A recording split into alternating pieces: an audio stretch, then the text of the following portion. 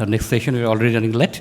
Our next session is quite interesting. Actually, we'll be talking about making ends meet, IPv4 exhaustion, and the transfer market. And we have a distinguished panelist from different stakeholders. We have people from ICANN, we have people from the RIRs, we have people from the market brokers, and it should be an interactive session, but we'll go with a few presentations initially. Then after that, we'll have Q&A and panel discussion. So to begin with, I will request Mr.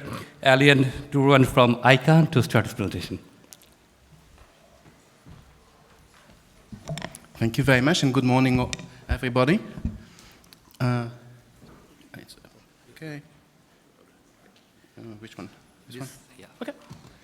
So my name is Alain Durand. I work in the research group of ICANN.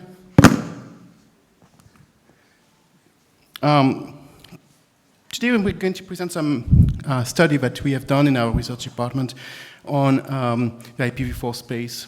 And we're going to look at some characteristics of this transfer market.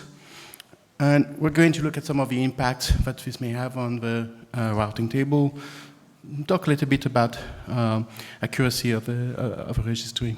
But let's dig into the core of the meeting and core of the presentation. I'm going to use an economic construct called the Findle Hirschmann index. When I first heard about it, I thought, weird name, I have no idea what it is. And I look into Wikipedia, Investopedia, and a bunch of other places, and actually it's a very simple thing. As when you look at the market, you want to see if there's concentration or not. You take the market share of every single participant, you square it, and you add it all. That gives you a number between 1 and 10,000, or 0 and 10,000 essentially. If it's close to 0, means that there is very little concentration. Everybody essentially has a very small piece of the pie. If it's really high, it means that there are few participants who actually have a big pie, big part of the pie. This is used a lot by the US Department of Justice when we are looking at mergers and acquisitions. And they have different thresholds. So if it's below 1,000, essentially nobody cares. There's no concentration at all. Between 1,000 and 1,800, there's some concentration happening. Above 1,800 is when people start to care. There's another threshold at 2,500 where people say this is when things start to become potentially problematic. And I'm saying potentially because it's not always a problem. It's just a number. I'm not going to make any more interpretation about this, but I'm going to use this over the deck. So the first thing I did is to look at the overall distribution of IPv4 addresses. Who are the largest holder? And I did that per region. So if you look at the data that is coming from the files that are published by the IR, the delegated extended files, and try to combine this, try to find who are the top 10 players. So in the pink side, is everybody else. Everything in the rainbow colors, those are the top 10 players. So you look at, for example, in the ARIN region, you get about top 10 players are 32% of the pie.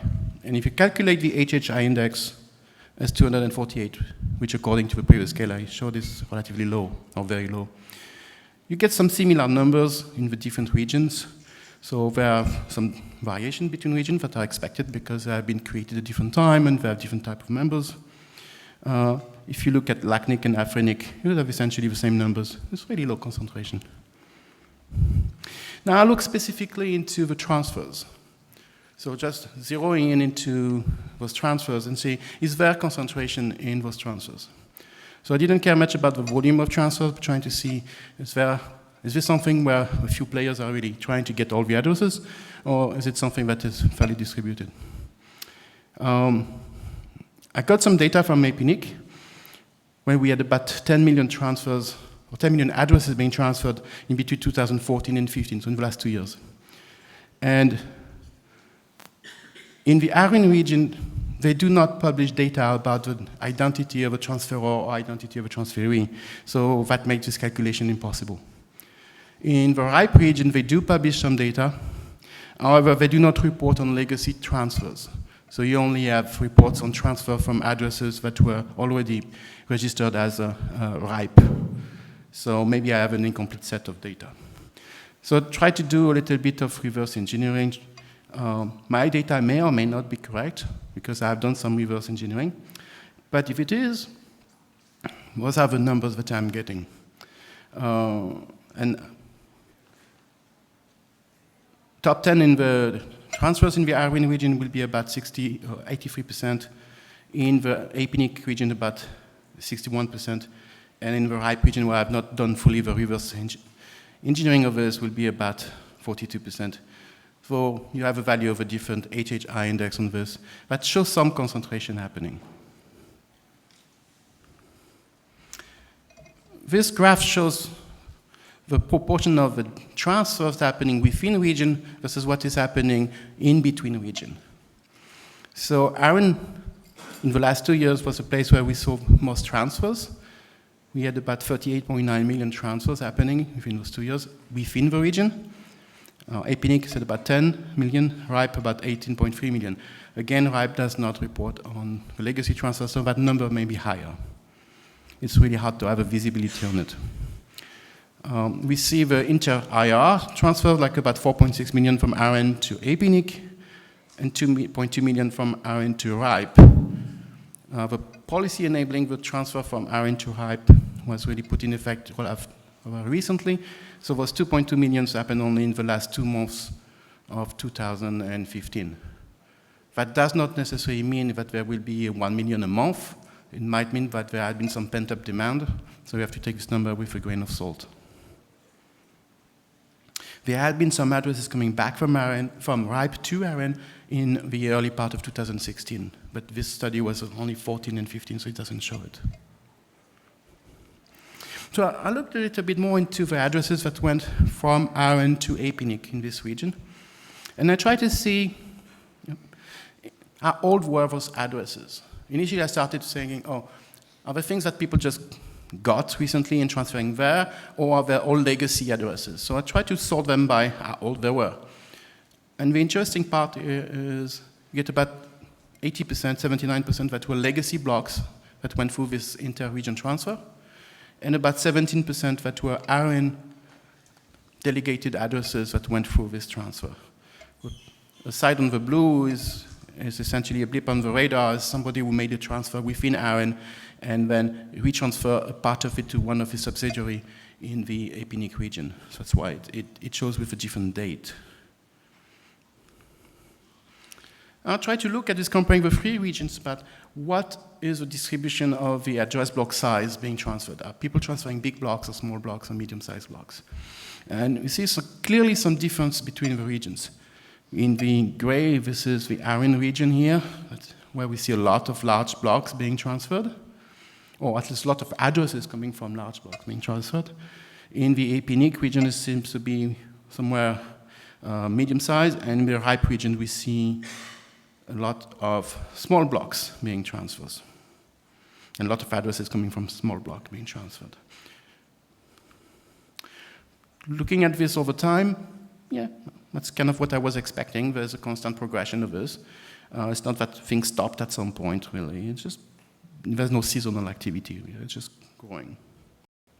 Addresses that goes into this table, the IPv4 delegated table, which essentially is a view of a whois table. All this is going to go into the routing table, into the BGP table at some point.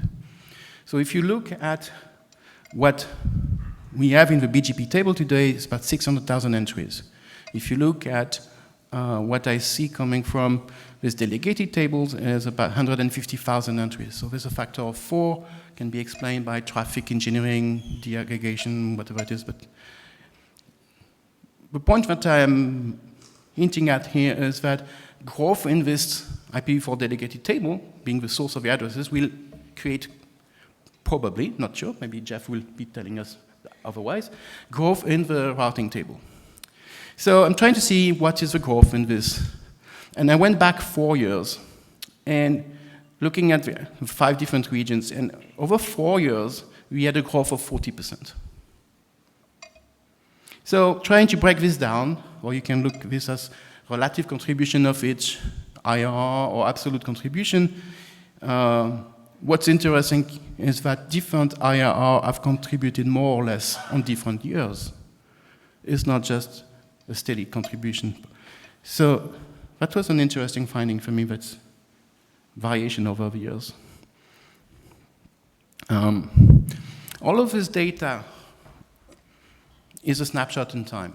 What's going to be interesting is not so much for me to comment on, oh, is it good or bad? That's not my job. What is interesting for me is to go and track this over time. Come back next year, do the same study, see what has changed.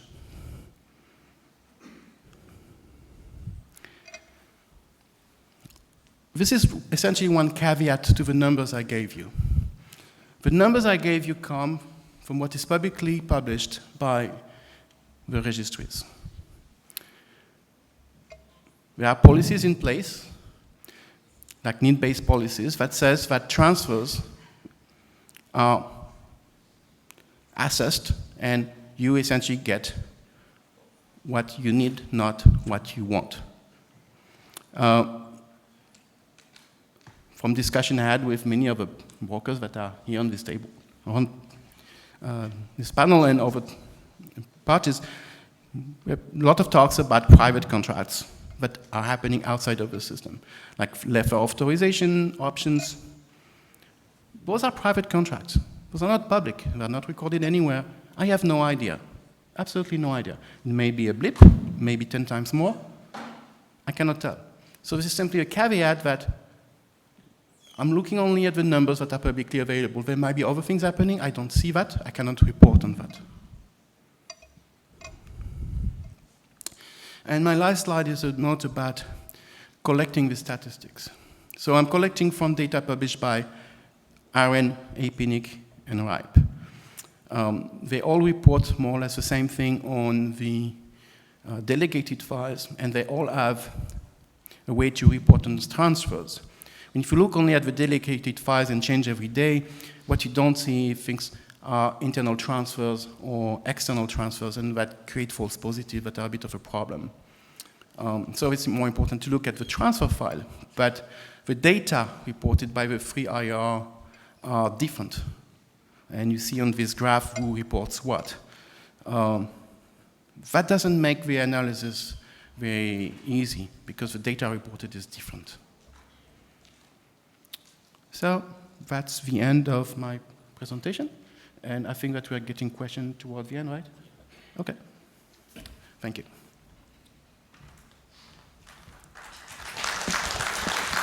Thank you, Alain, for the introduction. We see that after the RIRs are running out of the hardest pool, and we see a steady growth of IPv4 transfer market.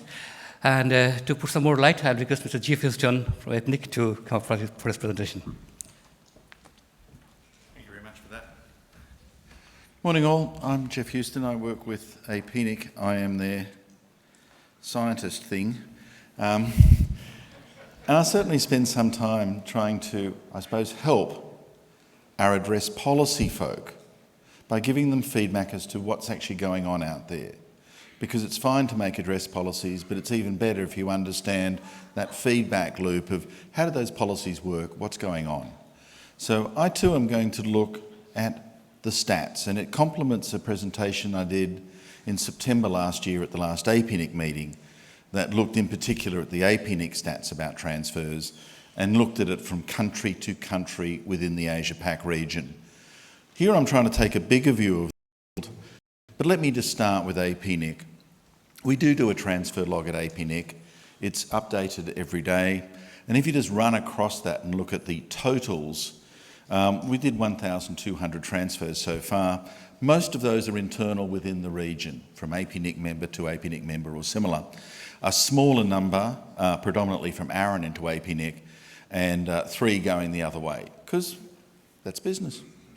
The address volumes, though, are certainly quite high. It's almost a /8 at this point, 15.8 million addresses.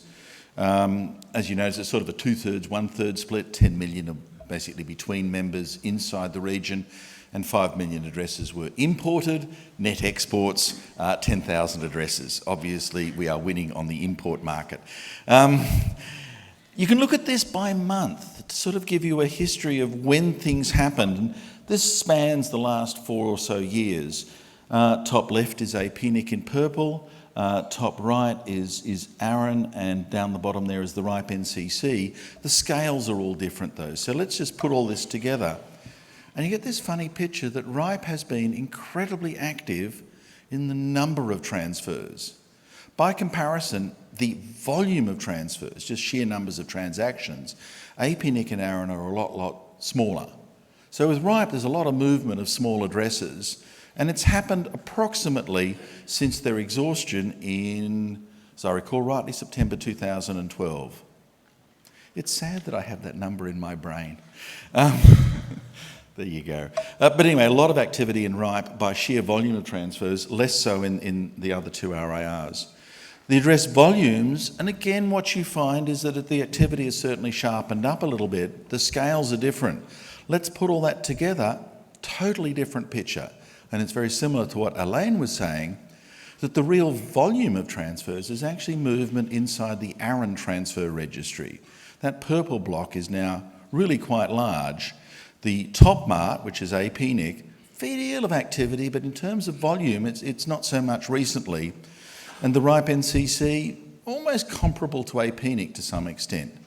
So ARIN is certainly moving a large number of addresses. And when you look at some of the companies, we all know about these folk like Amazon, who are doing massive rollouts with cloud data services, folk like Microsoft with whatever their cloud service is called, Azure and similar. When you roll out cloud, sharing an address is a very intimate relationship that few customers like. And the way you isolate customer to customer, the typical thing we all do in this industry, the most conservative thing, is to make sure each instance is a separate address. So large cloud deployments. These days, customers are happier with per address deployments as well. So it's no real surprise that we're seeing the supply side, not the customers, the cloud side, actually demanding a huge amount of addresses right now. And that those companies, by and large globally, Amazon is a very big player, as in Microsoft, are US based. So a lot of that activity is reflected in the ARIN registry. This one though is the one that fascinates me. Why did we do transfers? Well, we have this suspicion, and we're right, that we only route a small amount of the addresses we've handed out. And all of us know that prior to the RIR system coming in, there was a large amount of these so-called legacy allocations. The /8 that went to MIT, all of these things have become part of our shared mythology. But the theory goes that if we manage to flush them out and reuse them, then if we're not doing 6, we need more v4 addresses, and that's a very good place to find it. So are we mining our history and recycling those old addresses? Are we efficient at this? And if you look at the address volumes and look at the original registration age, which in the case of ARIN has been an exploration in data mining and interpretation, John, you haven't made it easy. But for RIPE and APNIC, thank you very much, I appreciate it. For RIPE and APNIC, the dates are much more obvious. APNIC, you do see that there's this peak over towards the left. We have been mining our history. In ARIN, those large transfers that we were talking about are predominantly from these original legacy /8s. It's the history that's being mined and recirculated. That's a good thing. RIPE is weird. No, seriously, there is no history. All that mining is recent allocation, so all of that dramatic amount of activity was activity that happened recently. Now, I'll leave that as an open question. That's anomalous. And folk, when I talk about this to them, go, Jeff, you don't understand. And there's some explanation that comes, and quite frankly, Axel, if you have one, I would love to hear the words from you. There must be history being moved, but it's not in your log.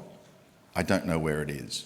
So, that's the cumulative on age. America really has been, ARIN really has been mining its legacy, because RIPE and APNIC just haven't dinted that. There are an astonishing amount of addresses that have moved around. And if you look at those players, those legacy address movement players, so I didn't label them. I meant to label them. Basically, Amazon and Microsoft feature heavily inside there for obvious reasons.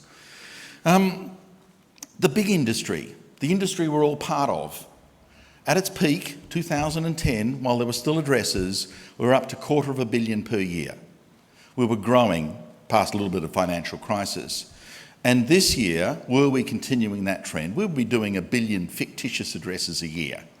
But we ran out, right? And as you can see, there's a run out, and it's pretty brutal in this industry. So are transfers filling the demand gap? Obviously not.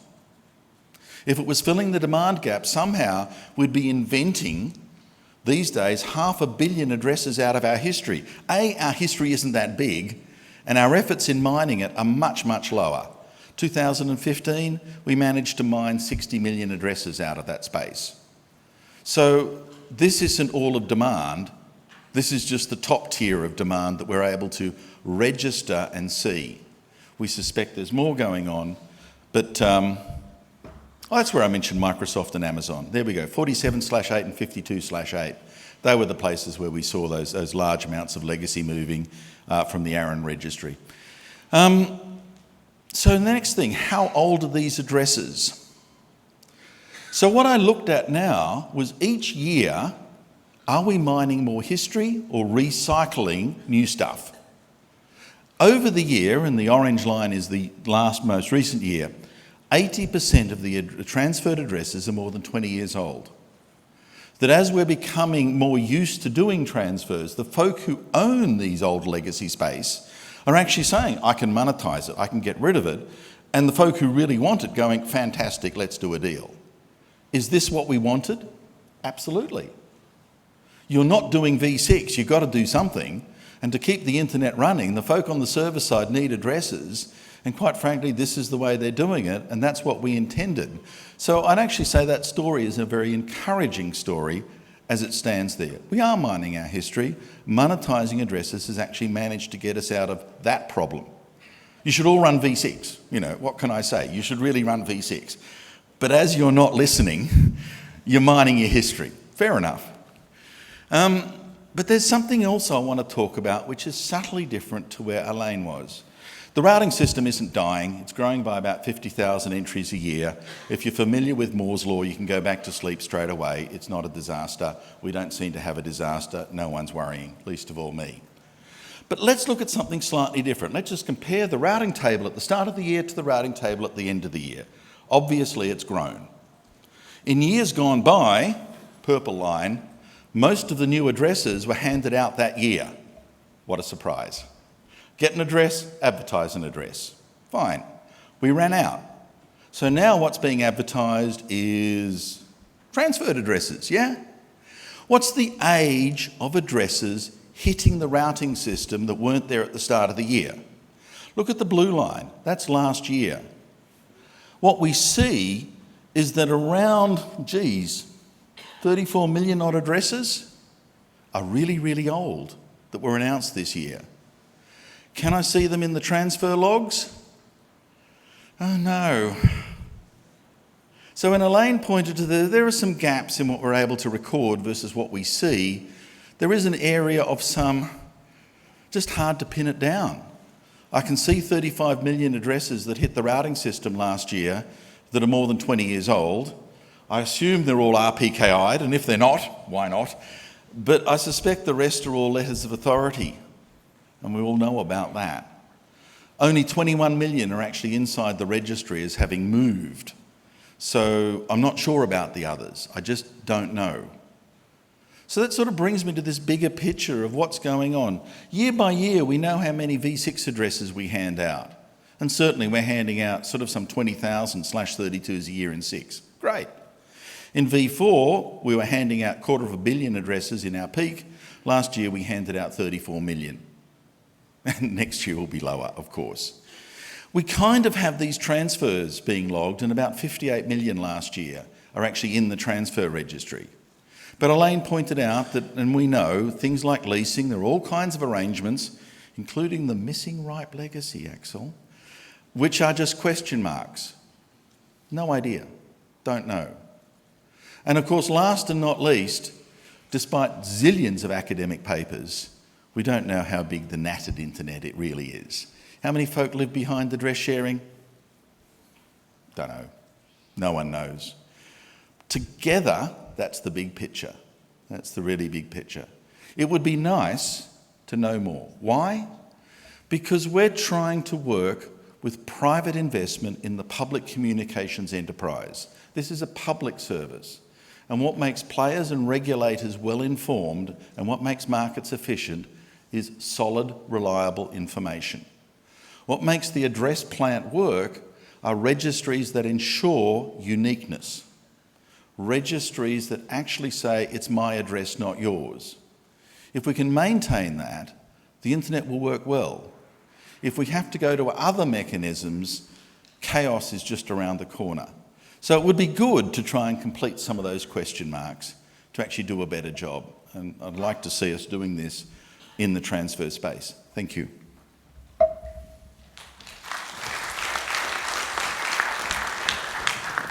Thank you, Geoff. And we know that ARIN became the major exporter of IPv4 address, and I will request Mr. John Curran from ARIN to talk about it. It's always great going after Geoff. He has pages of slides, all well thought, and I have like 2. I'll be very quick so we can get to the discussion. First one is that, as I pointed out earlier, a little more detail, the requests for v4 space, actual requests, did drop off when we ran out in September of 2015. So we do have people who are realizing it's not very useful to ask for address space when our regional free pool for IPv4 is 0. That's a good thing. And we are completing transfers at a dramatic rate. You can see there the 8.2 are transfers that are update of an organization. Organization A has changed its name to B or been bought. 8.3 NRPM are transfers within the ARIN region, and then those interregional is at the very top. And you can see after September, yes, all these categories are taking off. And again, these are the ones completed. These are the people who came in, had all the documentation, were easy to do. There's some who are still being processed, and so there's a larger queue that we're trying to keep up with in ARIN. I just want to make sure you folks had that stats. As Geoff said, we're seeing success. There's a lot of transfers going on, and the age of them are definitely old, and that's, I think, what people intended, is to take fallow address space and get it back into use. That's actually all I have, I think, and so I'll now turn it over. Next.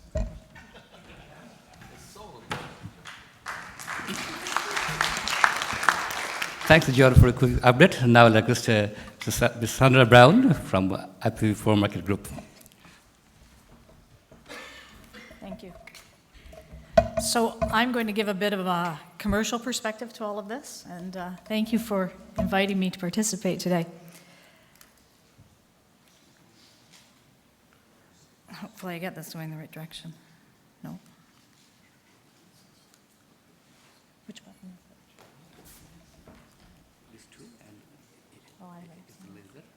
Okay, there we go. Thank you. So first I'm going to speak to the IPv4 life cycle. And on this slide, there are 4 green items that you can see if you look carefully. And these are the indicators, I think, that will affect pricing or have already affected pricing of IPv4 addresses. And the x-axis on this slide is the time aspect. And I think there's a lot of debate about what the duration of what the life cycle of IPv4 is going to be. And I don't want to talk about that today because I think that's a little bit controversial. So what I am going to talk about is these 4 aspects of ARIN runout, how ARIN runout has affected price, ripe inter-RIR transfers, and what we've seen so far in terms of price for that factor, what happens when big blocks such as /8s come to market, and what we're seeing in terms of IPv6 adoption and how it affects price.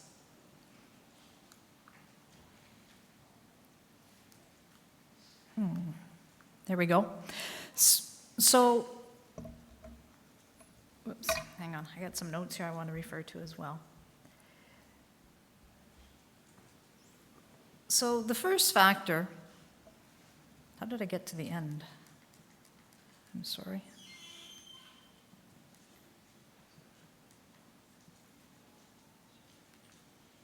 So the first factor, I think Geoff and John both alluded to this, and we've seen a huge jump in the number of ARIN transfers, and this affects pricing in that the supply being bought up in the ARIN region has really decreased dramatically because of the number of transfers in the market. So what happens then is that the number of free IPs available for sale has decreased. And you'll see the impact of pricing when I show you my price slide, which is coming up shortly. The other 5 factors that affect pricing then are the ripe inter-RIR transfers. So these have been possible. We've seen them happening since September of 2015.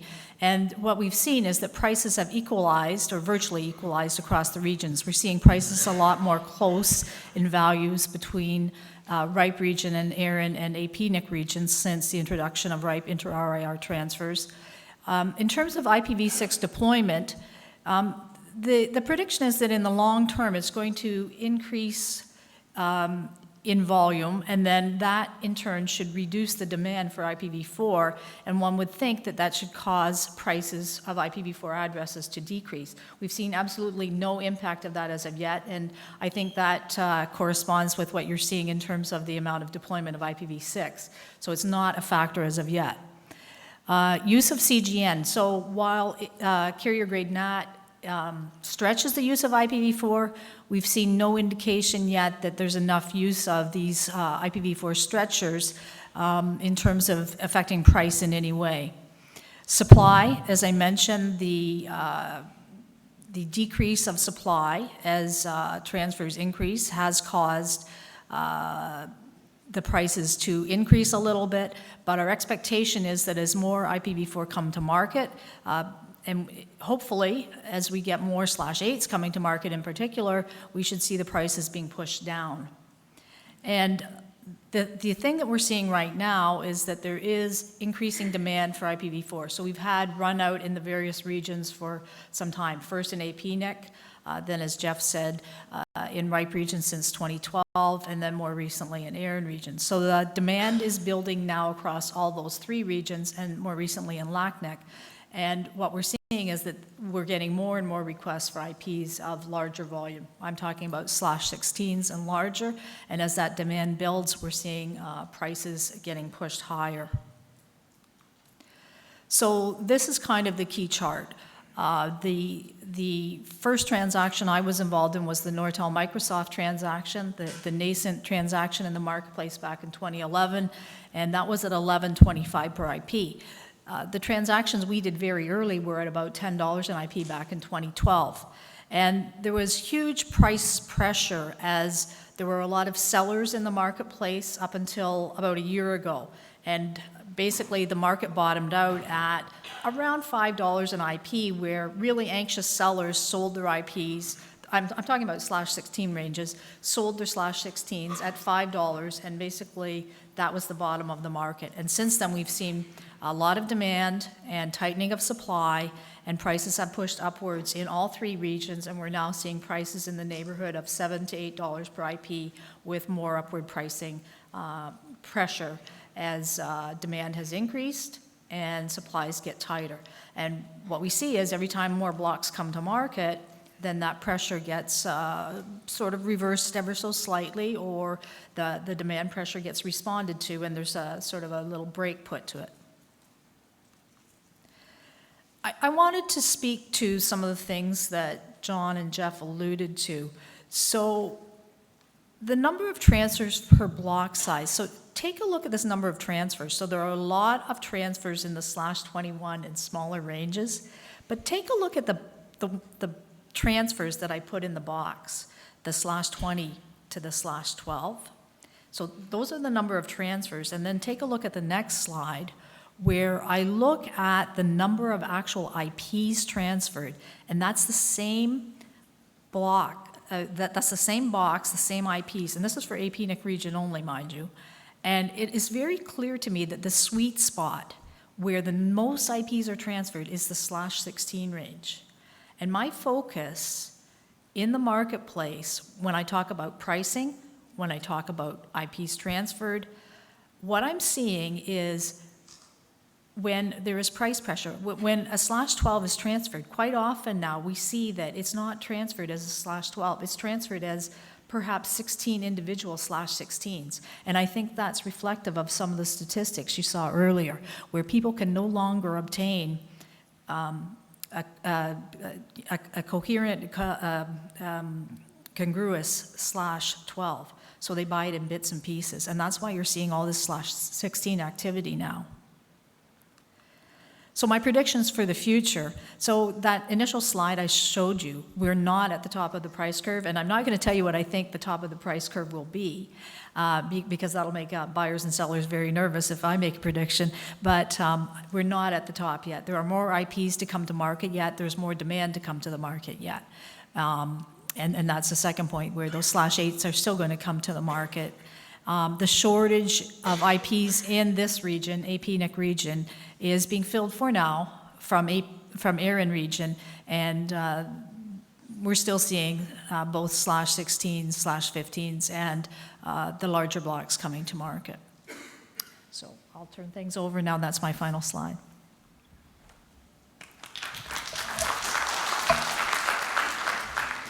Thank you very much, Sandra, to brief us about the market.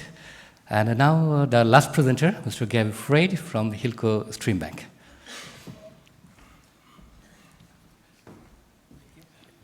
Which one? Left and right for slide, and this one for later. Okay. Good morning, or afternoon. So I'm Gabe Freid. I run Hilco Stream Bank. It's a private IPv4 address brokerage. We also have a live auction site at IPv4auctions.com that we use to transfer smaller blocks. So a lot of what I have to share in terms of pricing and historic trends, I think, has already been covered. So this should be a pretty quick presentation. Which way am I going here? There we go. So our auction site's been live for about 25 months. This is inclusive through the middle of February. Looking at volumes, this is in terms of total addresses traded, not transactions. You can see when we launched in the first months, it was flat. We saw some small trades every month after month 4, with a fairly large spike in the 15th month, which was around spring of last year. That was driven largely by one transaction. So I've highlighted the ARIN exhaustion date, and most of these blocks, just the nature of the internet is that most of the legacy space resides in ARIN. So ARIN exhaustion typically has been a turning point, I think, in everybody's market activity. After that, we saw volumes spike dramatically. The large peak in the 23rd month is a year-end budget issue. People had money to spend, they wanted to buy IP addresses, they came to the auction site, they bid both on price and volume, so we saw price spikes and we also saw much more volume activity. Obviously that trails off in January if everybody spent their budget, and we're back up now to, I think, a longer-term trend line. It'd be very interesting to see what this looks like in 6 months or a year, but our anticipation is that both volumes and pricing are going to go up. Recall also that these are smaller blocks, so to Alain and Jeff's discussions about deaggregation, it's being driven in large part by the fact that these are not large dollar amounts for the buyers. So if your upstream provider is telling you they're now going to charge you extra for IP space because they've run out, but you can go out and get your own and bring that to them, and they'll announce that space. You come to a platform like this or to one of the other brokers, you buy a 21, a 22, or 3, and that now creates yet another route. So with respect to the large blocks, which we refer to in our shop as the elephants, things that are a /10 or bigger, and this is to highlight, I think, what Alain is driving at, and I think what Jeff is alluding to in his description of the fact that you have letter of authorization announced blocks that aren't showing up in the transfer market. So we've engaged in a lot of transfer activity of large blocks in the last 18 months. Most of those have not been recorded yet as transfers with the registry. So these are private transactions between a buyer and a seller where there's an agreement to cooperate at some later date to effect a transfer through the registry's update of records. In some cases, that transactions happen within a few weeks of, or portions of that space have transacted at the registry level within a few weeks of the closing of the initial transaction, and in some cases, there's an enormous amount of space waiting to be transferred. Our suspicion, we only know what we do from as an organization, so we take confidentiality very seriously. I think the other brokers do as well. We don't know what their activity level is. Our understanding is we don't have 100% market share in this. I'd like to, but we don't. And so whatever we see, you could multiply that times 2, 3, 4, 5 is happening elsewhere in the marketplace. So I think a lot of the legacy space that is been allocated and unannounced is largely spoken for at this point. I think there are some exceptions to that we know of, but I think most of it has already got a designated recipient. To Sandra's point, we're seeing the same thing in the large block /16 to /12. Frequency is increasing, price is increasing, and demand from other regions is increasing. So with respect to pricing trends, so this is an interesting, and this gets to the issue of deaggregation a bit. Now that pricing is relatively uniform across the 3 regions that allow trading, we're seeing more demand from other regions into ARIN to buy ARIN space to transfer. /24s are now selling at an average of $12 per IP. This is up about 15% year over year. Most of that price growth has happened since ARIN run out, so it's really actually growing at a larger rate, but we don't have a full year's worth of data. On the Class B, the /16 side, $7, which I'm now told is actually a little bit on the low end. It's now probably more like $7.50. These prices are up about 22% year over year. This is consistent with what Sandra's experience is as well. What we are now finding is that sellers are saying, well, I've gone to your auction site and I've seen that a Class C is $12 in IP. Why don't I just take my 16 and deaggregate it? I can make 60 or 70% more money. And it takes more time, for sure. But remember, these are organizations, for the most part, that are not desperate for money and they have no cost basis in their IP space. So if you went to the CFO of one of these organizations and says, you can have a 60% return if we just slowly sell off the space over the course of the year, most financial officers would say, okay. And that's what we're seeing. That has a trickle-down effect even to larger blocks. So even at the /10 level now, pricing is coming up because people are looking and saying, well, maybe I can deaggregate this and sell this as Class Bs and get more money. So that gap, I think what I'll call like the block size arbitrage gap, is going to be pretty consistent over time. You're never going to see really giant differentials between a Class B and a Class C because when that gap gets big enough, people will say, okay, I'll just break off this space. So we think that's a pretty compelling rationale, and in addition to that, it's small dollar amounts for the end customer. So buying a Class C at $12 an IP is not a lot of money. So let's just talk for a minute about how these actual transactions work, how they're structured, and then I will sit down and let everybody take questions. Small assignments of IP space, immediate transfers. There's a diligence period where the buyer gets to inspect the block. The buyer and seller have some agreement on price. Usually it's before the diligence period. Money goes into an escrow account. The buyer demonstrates their ability to receive the space with their registry. The paperwork gets processed at the registry. The seller updates the org ID. The transfer goes through, and then the escrowed funds are released to the seller. It's very simple. It's much simpler than buying a house. The inspection you do on your own, or you hire a third party to do it. The speed of the transaction is very quick.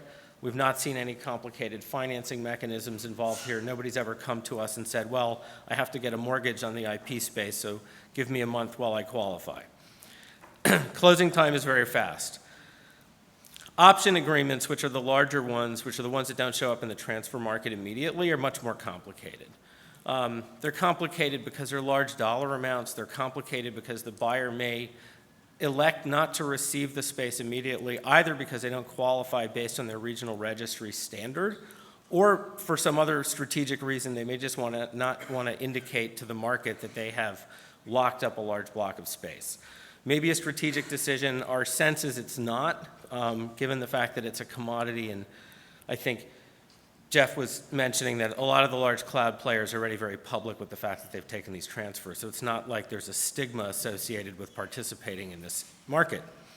The seller retains control of these blocks until transfer. In some cases, there's a time component to the payment of funds. In most cases, there's not.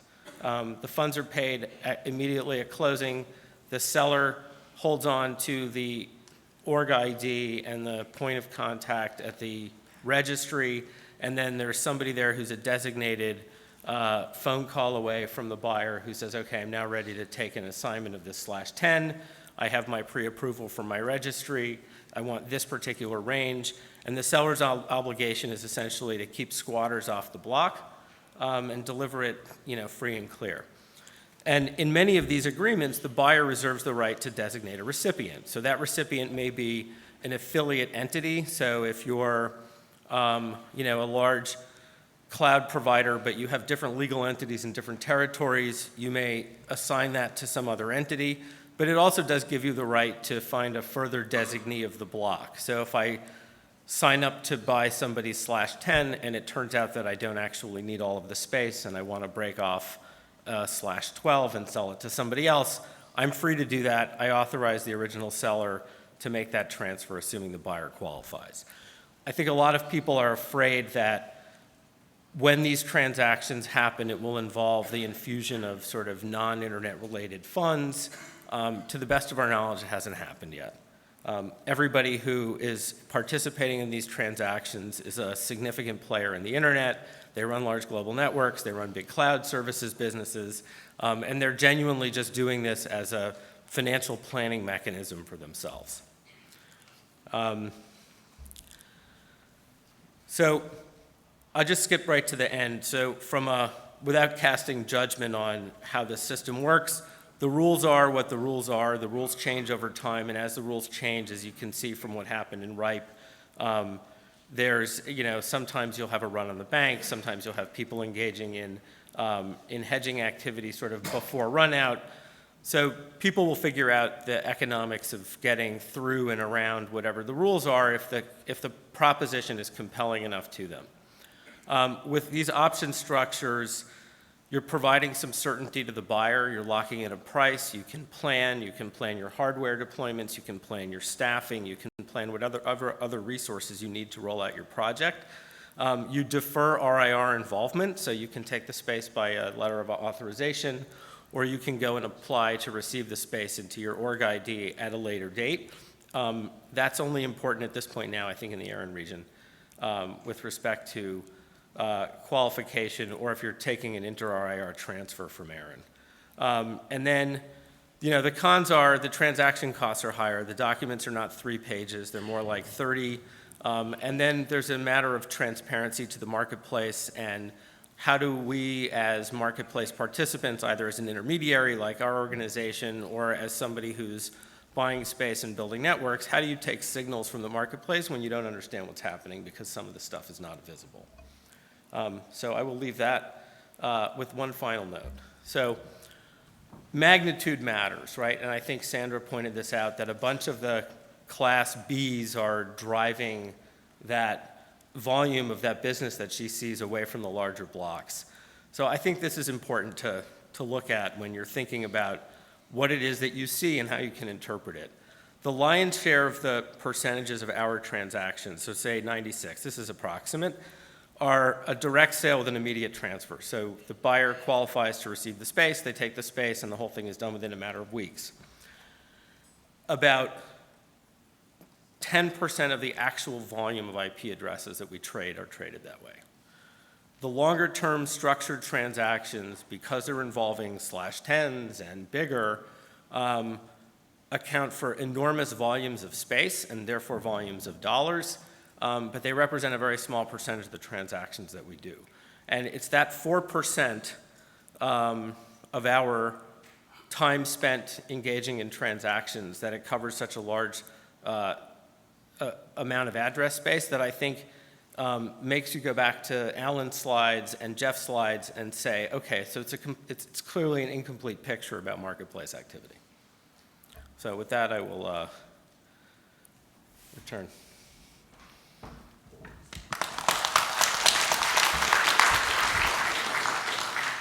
Thanks, Kevin. Before going to the question and answer session or the panel discussion, I'll request, we have two more panelists actually, Mr. Adil Eklopan from ICANN to share his views about this. Actually, you can come here or you can actually microphone nearby, so you can take that as well. Everybody. Thank you very much. First of all, I would like to say that I'm talking here on my personal capacity. Anything I will be saying here does not represent the position of my employer. ICANN does not have a position on this. We are observer as anyone, and I think the work that Alain has presented show our interest in here. But however, as someone that has been very much involved in the RIR business over the past 10 years, and specifically from developing country, my personal interest in this is about the awareness side. Is about how much our community is aware of this new element in the management of number resources, specifically IPv4. And question like, what are the new parameters that are being injected in the IPv4 address management that, as we have seen it till now, what is changing? And how are we taking that into consideration in the way that we define the policy that governs this? How much in what is happening, the rationale supporting the regional distribution of IP address is still valid? I mean, that's a personal question we ask. We have seen now that IP addresses are flowing from region to another region. What impact concretely that is that will have in our ecosystem overall? And from a developing country perspective, or RIR serving developing country, how in our region are we getting ready to make sure that, one, this new paradigm in which we are playing preserve or give us in developing country the same opportunity to develop our network as early adopter has?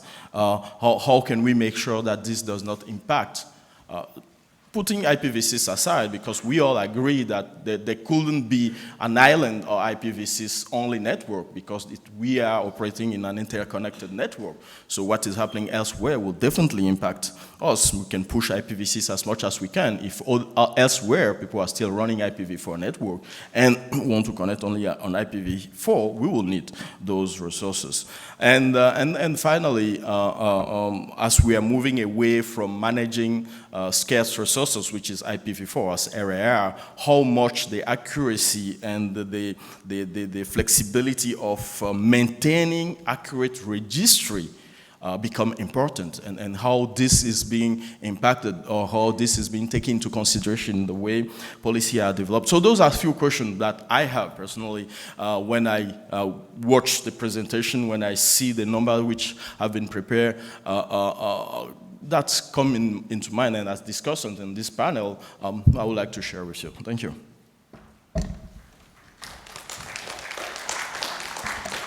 Thanks, Adil, for bringing the issue of the developing countries, actually how we can actually get the IPv4 address, apart from IPv6, to grow our networks. And I think panelists will talk about this. And now I request Aftab Siddiqui from Intelligo to the viewers here.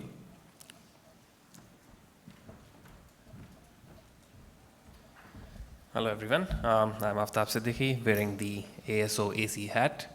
And with the rate of losing hairs, I think I should be wearing hat now. So anyway, so on behalf of ASOC, we are just observing the situation, what's happening in the IPv4 marketplace. Of course, we are just observing it. What we see that there are certain issues which, as a community, we should be discussing it now, because the amount of transfers are increasing day by day, and as you have seen in the graphs. So how we are documenting it, how we are keeping a track of all these transfers, because people are going to transfer it again and again and again in the coming years. So, and it's not happening at the moment, I believe, but it's going to happen pretty soon. So how we are keeping a track of all that, how we are making sure that all transfers are to some extent legitimate, and how the RIRs are evaluating all these transfers. So we should be clear about all these policies now, because this is in fact reality. It's happening, and it is going to impact a lot in all the other regions as well. Currently, APNIC is the center focus at the moment, because if you have seen, all the transfers are coming in to all the IPv4 addresses are coming into APNIC, and but it's going to happen in other regions as well. So we have to be sure that what policies we have, if we require any global policy to make sure everything is in place and everything is running in the right manner, then we are open to discuss. And if community is comfortable with this procedure, then we are comfortable with the procedure. So yeah, it's more of a question to the community rather than suggesting anything. You have to decide what is good in terms of policy and if it is impacting you in any way or not. So it's time for decide now. Otherwise, this is going to increase in the future. So it's up to you. I'll be here. Ask any questions. Thank you. Thank you so much.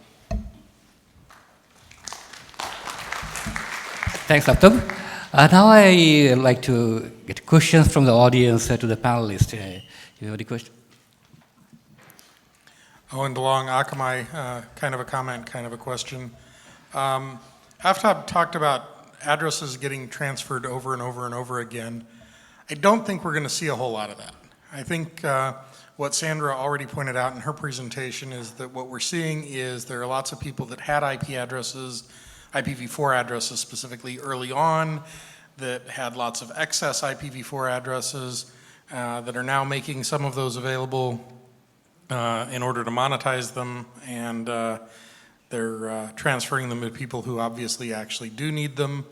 And I think that we're already seeing a diminishing supply of those, and I don't think that transfers are a magic source of v4 addresses that people should be counting on as an endless future supply of v4. We're out of v4. We've been out of v4 for a while. We're hurting because we're out of v4 since we first implemented NAT and started turning certain users into second-class internet citizens. And at some point, we need to recognize that continuing to juggle the deck chairs more and making more and more second-class citizens and further degrading network performance isn't a maintainable or sustainable solution. And we need to just get on with the business of moving on to v6. Thank you. Your answer? You have microphone right here. This is John Curran, ARIN. So one of the questions about whether things are transferring over and over again first depends on what the definition of a transfer is. Because depending on what you put in that circle, you may have multiple transactions happening right now for a single block. If you're thinking about the transfer of the address block in the Internet Number Registry, because the rights to change it in the registry are held by one party, then when it actually is transferred and updated, that's one transfer. Gabe noted that he has people with option agreements where there is no transfer, they've signed an option agreement to transfer it in the future. An option agreement isn't a transfer, it's an option agreement.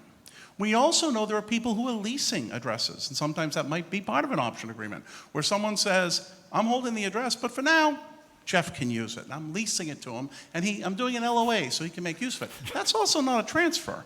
And this is the same thing that happens with property. Someone holds the title to the property, someone else may be living in it, someone else may have an option to buy.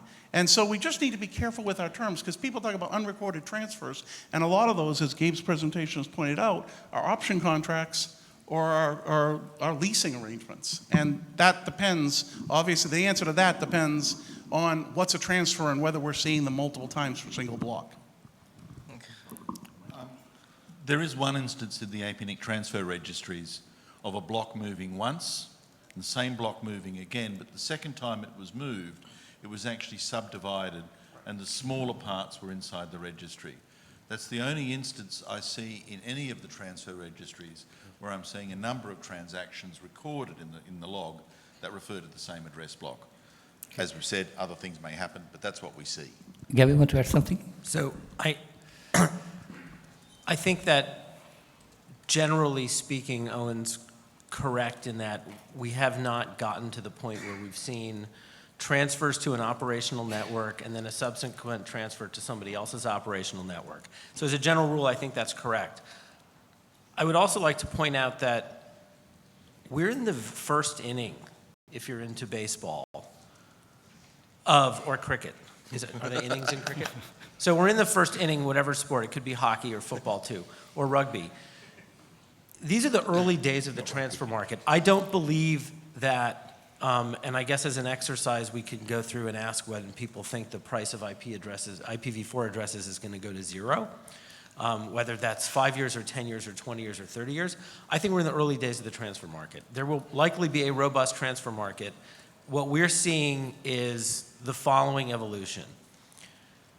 Addresses are being transferred today primarily from legacy recipients who don't have operational networks into somebody's current operational network. That's sort of the first wave of supply. The second wave of supply is self-generated through renumbering. So I have a bunch of addresses, I'm not using them very efficiently, my company's 25 years old, the previous people who designed the network didn't know what they were doing, and they didn't anticipate runout, and we didn't have the same technologies we have now. We're gonna go renumber, and we're gonna go create our own supply. That's happening every day, it's probably happening in many of your own networks if it hasn't happened already.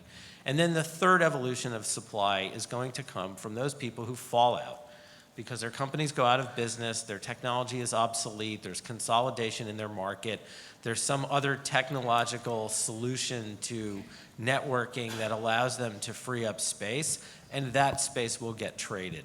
And I believe that that's going to happen for quite some time. And without making predictions on price, I think that is a natural evolution. It goes from when you have zero cost basis and you're not using it, to when you're using it and your cost of renumbering for your own reuse is low, and then to the point where it may be somewhat higher, but the market price is dictating it that that's an optimal use of your own resource. So I would like to respond to the point about IPv6 is going to make this moot. Maybe, maybe not.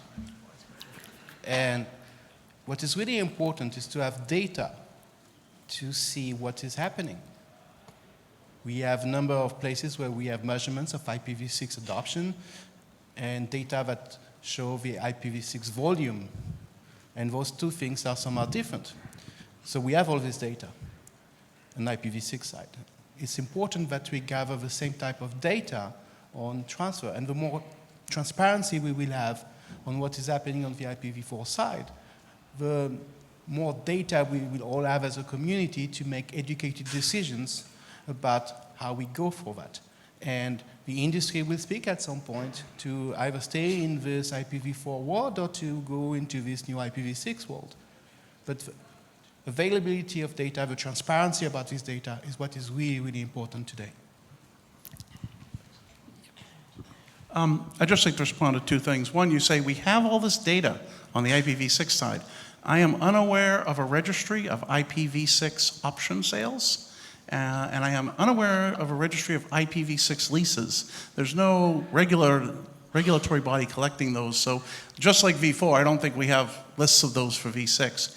We have actually probably seen the impact of v6. I personally don't think v6 is going to cause the IPv4 pricing to go to zero. But at the upper end, in addition to the latent supply question you indicate, the large number of people who have address boxes who may not be using them all and may want to free up half because the price gets high, while the organizations with huge data centers are looking for IPv4, the organizations with huge mobile networks, at least in North America, you're not seeing their demand on v4 blocks because they are using v6. Your little curve of what the price would be would look very different if the top 3 providers in the US were looking for IPv4 connectivity for their LTE devices. So you are seeing, you said we haven't seen the impact of v6. Oh, I think you haven't we can't characterize what it would have been, but you have benefited from the impact. Just to clarify, the data about V6 I was referring to was not about the transfers of V6, but was about the adoption of V6. That data has been made available in many places. Thanks. I think we'll move to the next question. So, Warren Kamari, Google. Something went past at the very end of Gabe's presentation that I want to make sure I got. It sounds as though only 10% of addresses are actually likely to show up in RIR transfer stuff. At the moment, the rest of them are options and LOAs and stuff like that. Did I understand that correctly? Kind of as a rough guess, sort of as... So these are approximations. There's a lot of legacy space out there. It's got representation. It's not available for sale. It's not routed. Paul? Hi, Paul from APNIC. Thanks to you all for being here. It's a great panel. I wanted to raise the issue of what we call IP address quality, which seems a bit strange because you'd think all addresses are the same, but we found out during the IANA exhaustion and during the start of recycling reclaimed addresses that different resources, different blocks behave differently because there'd been many cases, particularly in older legacy blocks, blacklisting due to squatting or sort of network abuse originating from different blocks. And we actually started something at APNIC that we called RQA, or Resource Quality Assurance, which involved taking some of these blocks and announcing them and seeing what happened. And Jeff posted the interesting results of what was happening on 1.1.1.1, which is an unusable address block. I'd recommend that no one think about buying that one. So that's one thing, is what's being looked at in terms of the quality of blocks that are being considered for transfer. And another thing, very specifically, that we found out recently as transfers have been happening is that geolocation is getting screwed up. Pardon the French. But the thing is that blocks are transferred, the registry is updated. And yet the users of those blocks find that they're being geolocated back in the original place because obviously the WHOIS database isn't being used as a primary source, and that's for fairly obvious reasons. So that's one thing we're finding, and just for those who are interested and to avoid an extended discussion about that here, we've got a session about that tomorrow afternoon as part of about geolocation of IP address blocks as part of the sort of third policy SIG slot. So that's something we could talk about more tomorrow, but maybe the general quality issue would be interesting to talk about now. Thanks. Yeah, this is Jeff. I'd like to go back just a second to Warren's comment and Gabe's response. And I'd like to put together that with a presentation made by Masato-san yesterday. Because Masato-san told us that one of his address blocks had been hijacked, had been taken and used without authority.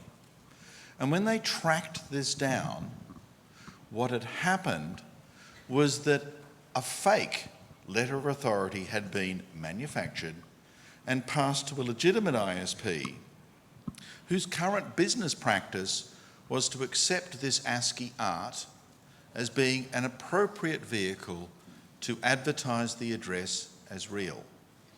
What I'm hearing from Gabe is that this is now the industry practice. That rather than relying on the registry to say that's where the address lies, many operators are now being forced and compelled by business reasons to accept attestations by folk coming to them saying, this is currently my address. Here is a letter of authority to show it.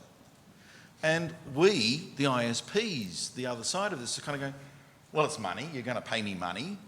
You're absorbing all the legal liability. I'll do this. But there's no registry information to show whether that was true or not. And when we talk about the fact that registry is important for all of us, what we're really talking about is address integrity is what holds the internet together. And what we're finding are the first cracks in this, that folk who have less than pure hearts, who aren't your customers, are manufacturing this ASCII art and portraying themselves as being well, I've got this deal, it's secret, but here's a letter. And we have no way of responding to say, that's a lie. And the industry is kind of going, well, what do we do now? And what happens, of course, is hijacks increase, and our ability, all of us, to understand real from fake is diminishing. And that, I think, weakens the internet. It diverts our attention, its cost, its overhead. We can do a better job, but a lot of this is letters of authority are one of our Achilles heels that, quite frankly, I think is hurting. So let me just take the opportunity to respond for a second. My understanding, and the caveat here, is that our organization is new in this industry. So we've been doing this in this market since 2011. And when we first were involved in this, the first thing that was mentioned to us was there are dirty blocks. They have been spam emailed on. They have often been done through some very short-term leasing arrangement or through a hijacking, and that these issues are things that your buyers will need to be aware of if they want to acquire space that doesn't have a bad reputation. Holding aside all the other issues that go along with that, that was just from a commercial perspective an issue that buyers need to be aware of. So my understanding is that that has been the history of fake LOAs and other types of squatting, hijacking of ASNs that aren't sort of active in the marketplace. I'm not sure that, and I didn't see yesterday's presentation, I'm not sure that problem is growing. It may be. I do think that taking address space out of the shadows, and a lot of the business that we conduct is finding address space in bankrupt or long dormant entities, taking those out of the shadows and transferring them into operational networks, that the amount of available space that's subject to that kind of shenanigans should be shrinking pretty dramatically over time. So I think in general, the marketplace mechanisms that currently exist should be reducing that risk. Your comment about longer-term contracts and LOAs notwithstanding, I think generally the market ought to be getting better at that, unless there's just more money to be made in shenanigans. I just want to come back to Warren's point. Warren, when you say the ratio of what's showing up versus isn't, you really do need to distinguish the difference between an option and a lease, because the amount of people who have signed a contract for a future sale and their rights are parked in the future with some other party is completely invisible, but actually doesn't affect our system at all. It doesn't, because it's simply saying, 5 years from now, 2 years from now, these rights may be someone else.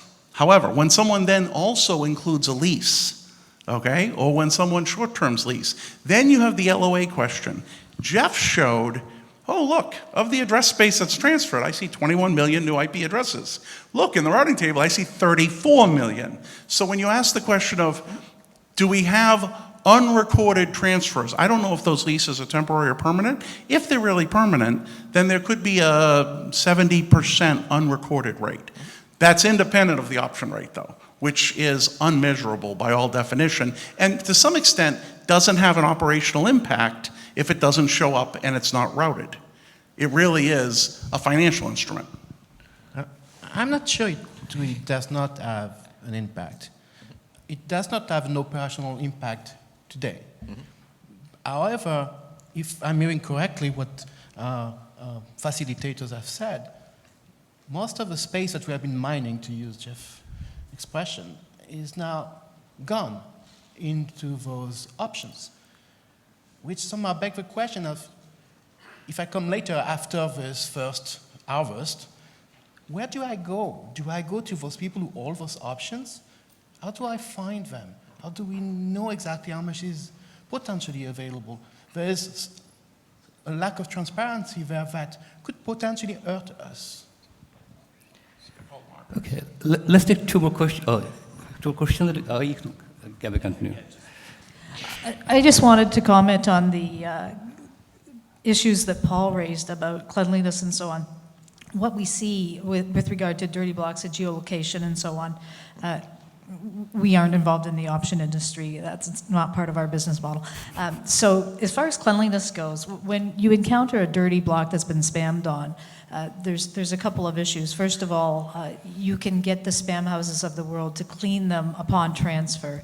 So that part you can make go away. The part you can't make go away is the blocking by the actual AOLs, the Microsoft mails and so on. That blocking is very private and very difficult to clean.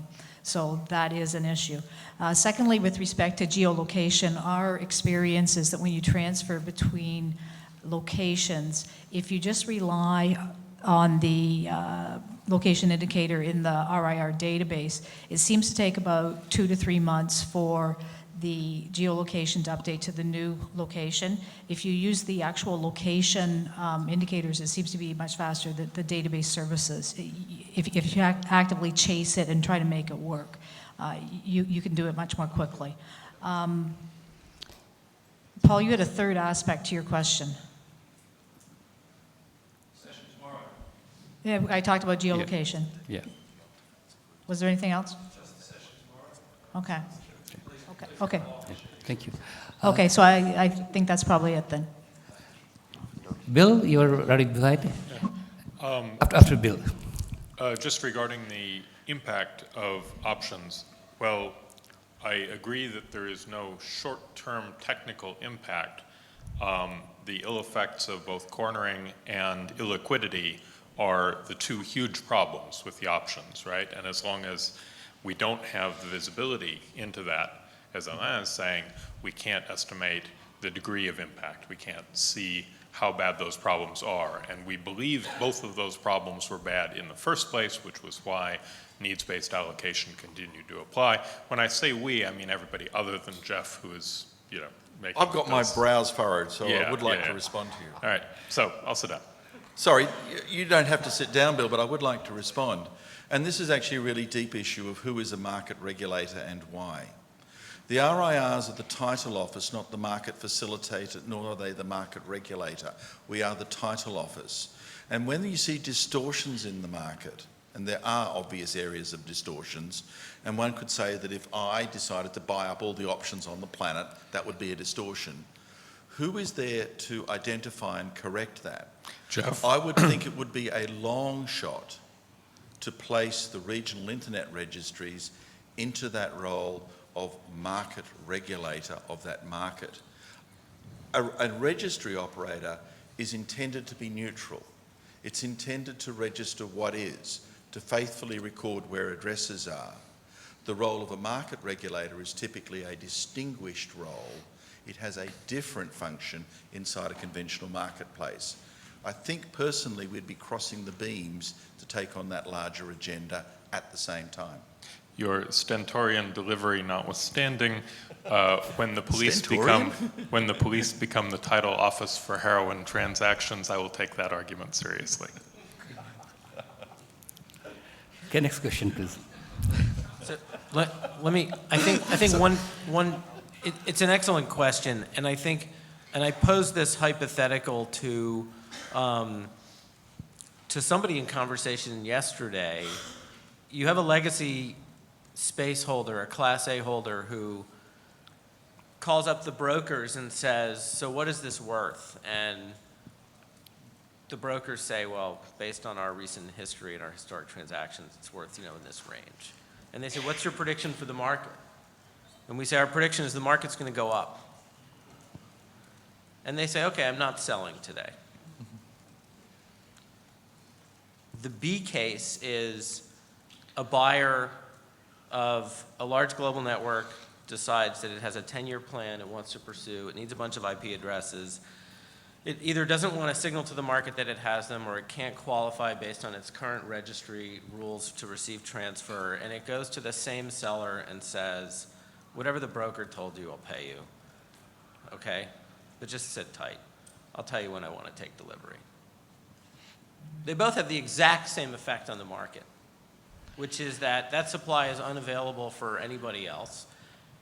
The net effect of which is it shows up in the pricing for transactions for which the pricing is available. So this is a simple, and Sandra's curve sort of illustrates this nicely. There are elements of that curve when more supply comes to the market, the price dips a little bit. When demand goes up and the supply is less available, the price climbs. And so you can take signals from the market price about how much space is left. John.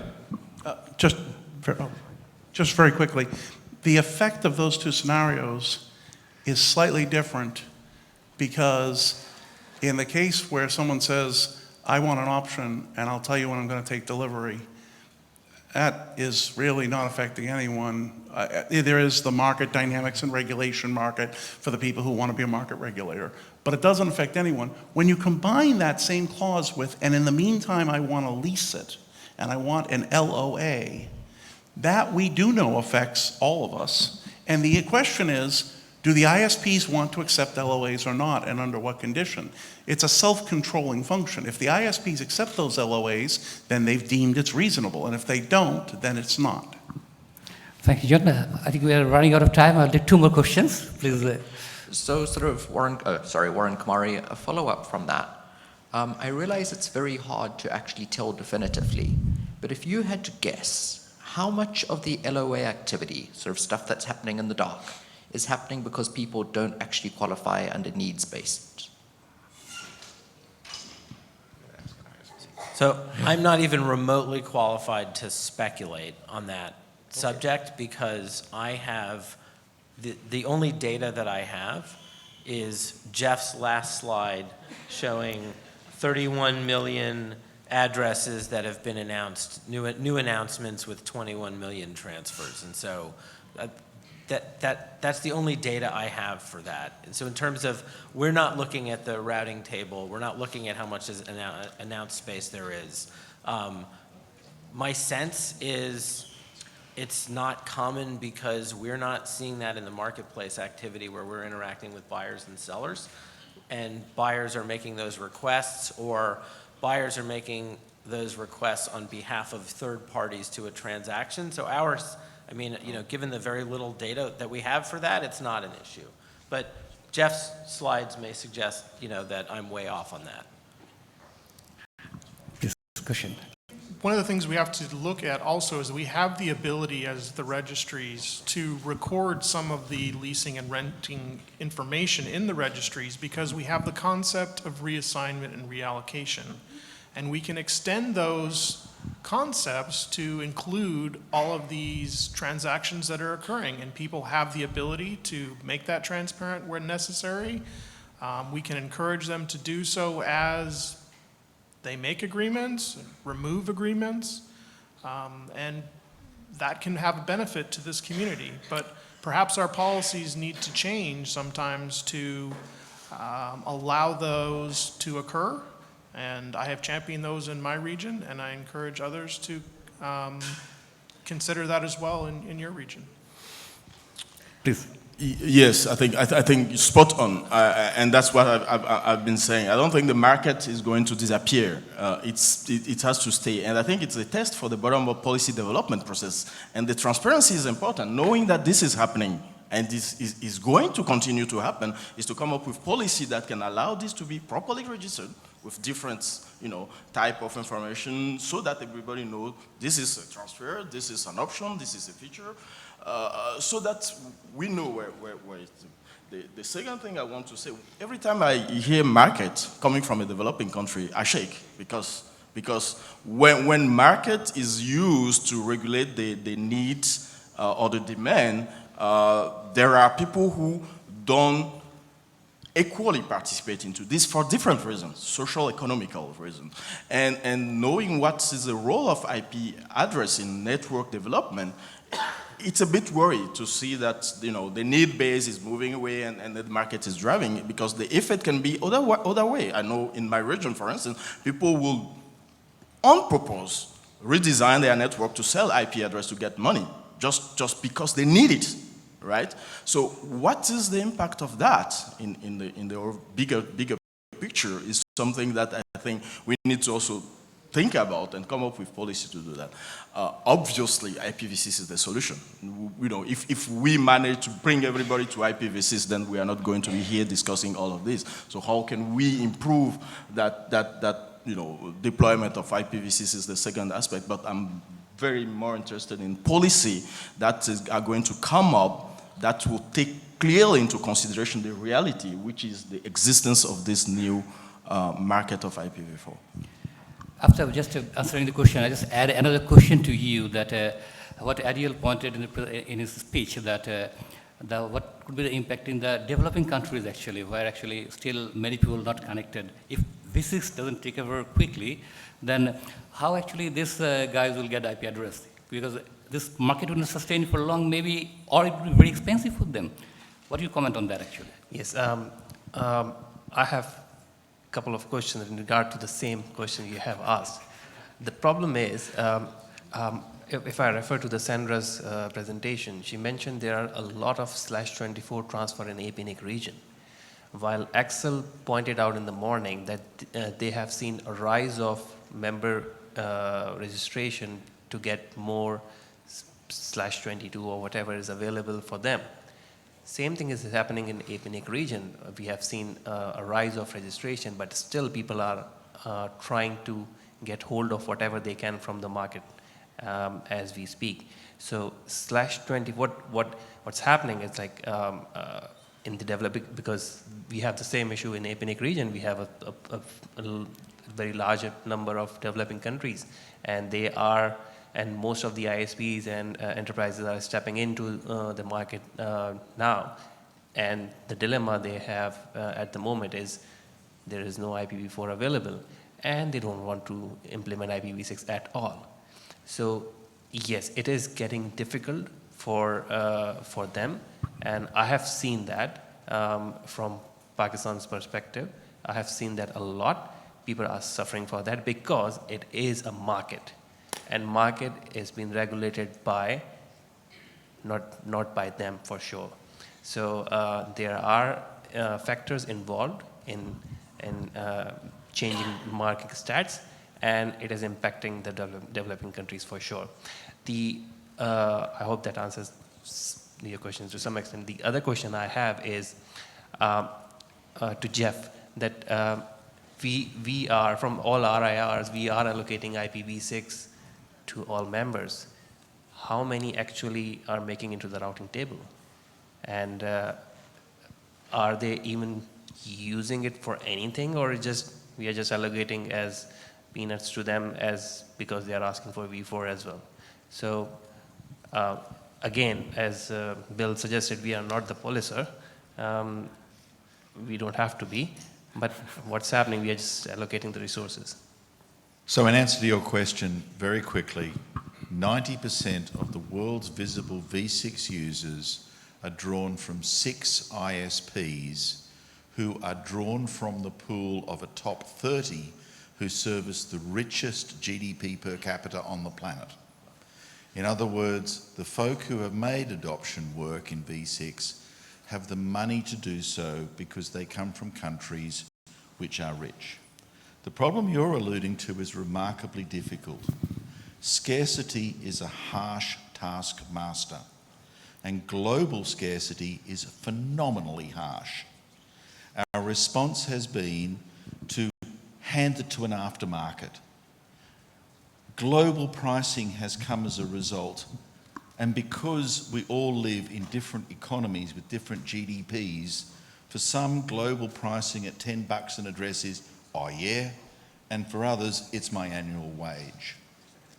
That is a tyranny of all of us on this planet. Don't blame IP for that, right? I appreciate it's hard. APRICOT still have addresses. One part of the world is still able to actually give folk addresses at a price and level of V4 that they can indeed afford. It's their policies. It's not as bleak as you've made out, for at least for Africa. But for Pakistan and India, yeah, it's hard. We should never have run out. Either the V4 space should have been infinite, well, it's not, or we should have all done V6. We haven't. I'm sorry we haven't. And I think it's really difficult now to talk about this because we have no better answer as a bigger community.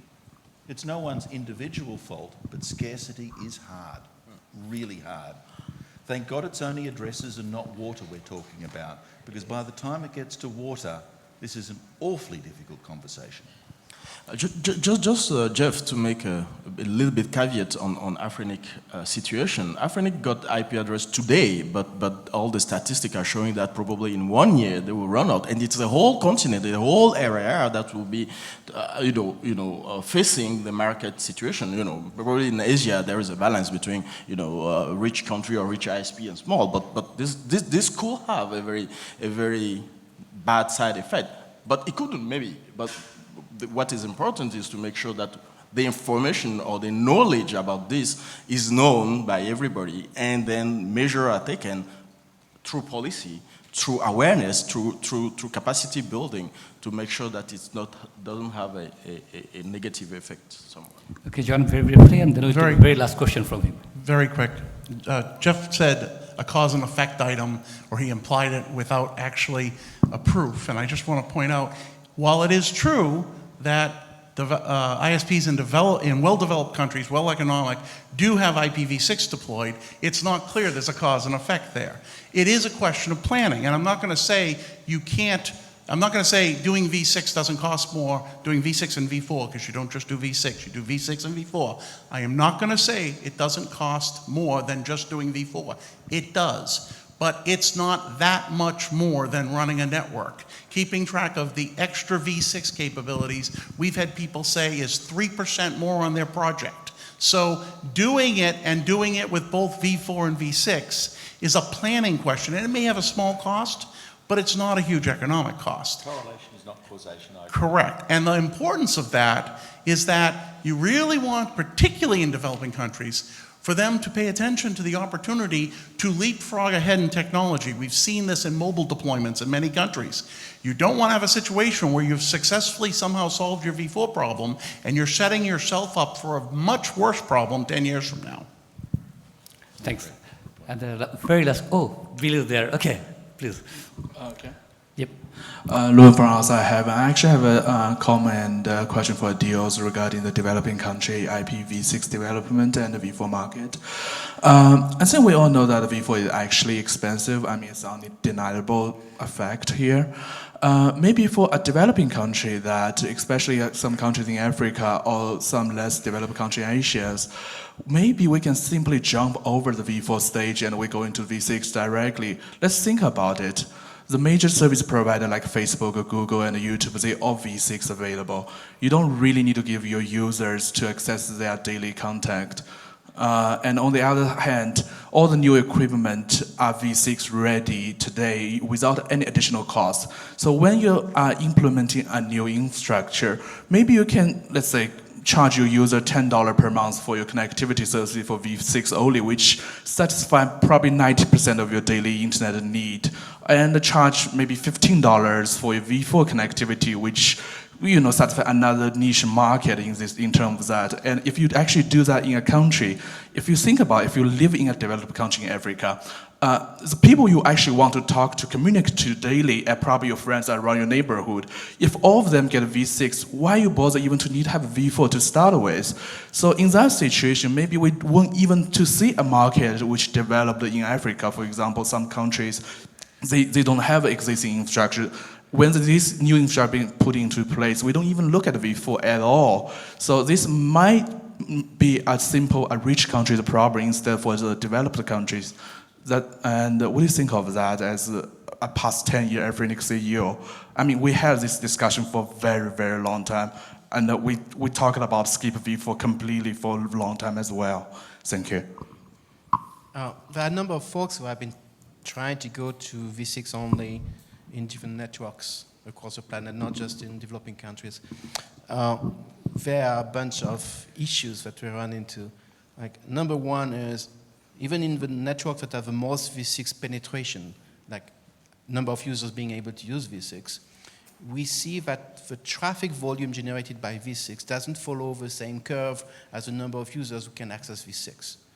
And the reason seems to be that there are a lot of devices who, even though they might be offered v6, are unable to use it and are consuming a lot of bandwidth.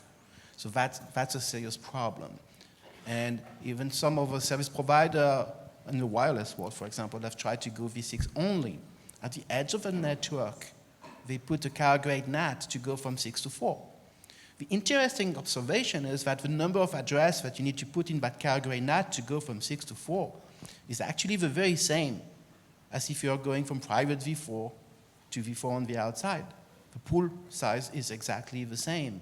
So even if you were to do v6 internally there, that will not change much in your actual demand on v4 addresses. Now, on the other side, if you are on the content or cloud providers and all of that, that could be a different story, but it might be a difficult business case to say, I'm going to only offer v6 and cut off from the largest side of a population that is only on v4 today.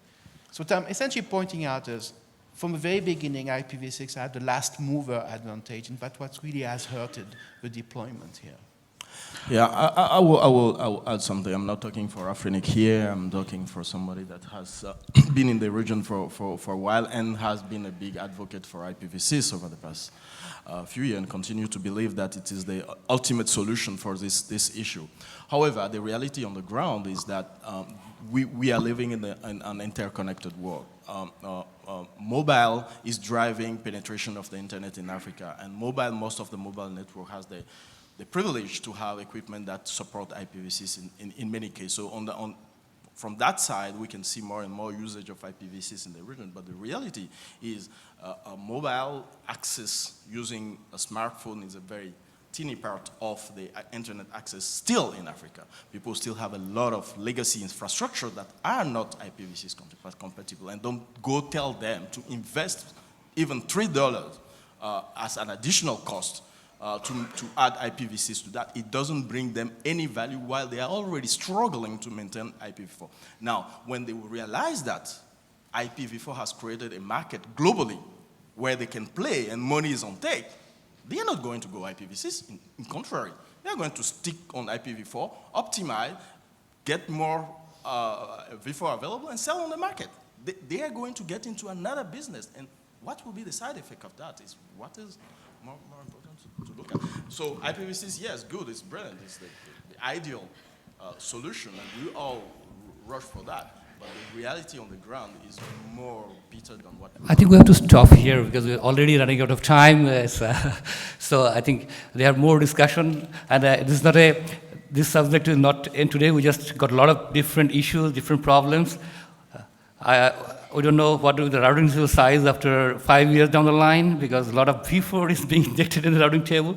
So there are technical issues, there are geolocation issues, so there are commercial issues. So I think we get a lot of insight about from our distinguished panelists and from the questions. So thank you very much, and we want to close the session here. Thanks panelists and thank the audience. And our next session will be probably at 2. So go for lunch and back here in